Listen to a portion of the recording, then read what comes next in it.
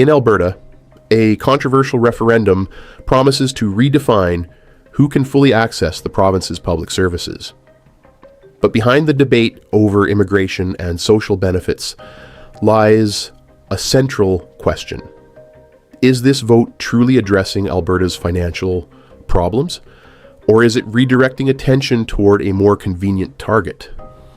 The proposal, publicly defended by Premier Danielle Smith, places non-permanent residents at the center of the discussion. However, economic data and expert criticism suggest that the province's fiscal challenges may have deeper roots. Premier Danielle Smith announced that she intends to bring a series of immigration measures and constitutional questions to voters in a referendum scheduled for October 19th. The initiative was introduced in a video message to Albertans and reinforced during a press conference. Smith argues that limiting government benefits for non-permanent residents is necessary because pressure on public finances requires a reset of priorities. According to her, services must be prioritized for those who have a permanent stake in the province. During the press conference, the Premier stated that sectors such as healthcare, education, and social programs are straining provincial finances. In her view, Canadian citizens and permanent residents should have priority access to benefits. She cited temporary foreign workers, international students, and asylum seekers as examples of residents who could be affected by the proposed changes. Among the measures under consideration are the introduction of premiums or additional fees and residency requirements for non-permanent residents seeking access to social supports. Another proposed measure would expand provincial control over immigration, prioritizing economic migrants. The initiative comes at a delicate moment. Alberta's 2026 provincial budget, expected next week, is projected to show a multibillion-dollar deficit.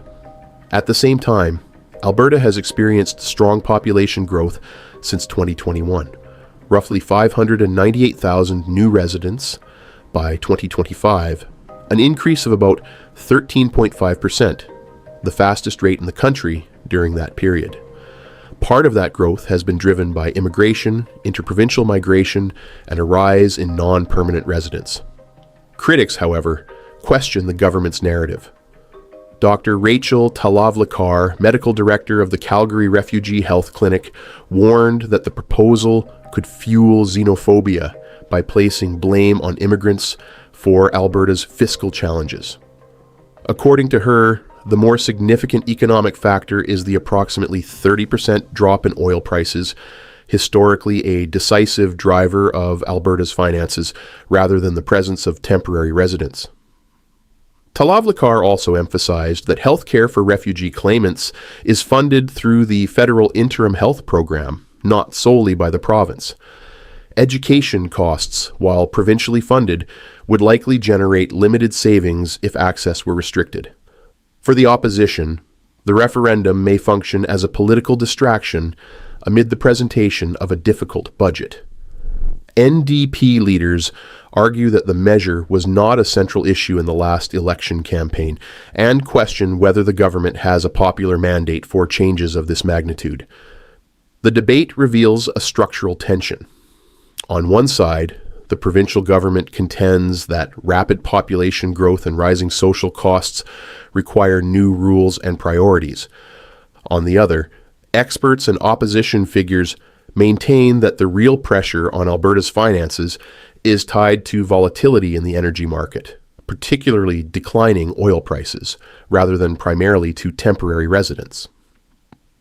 The discussion, therefore, goes beyond immigration.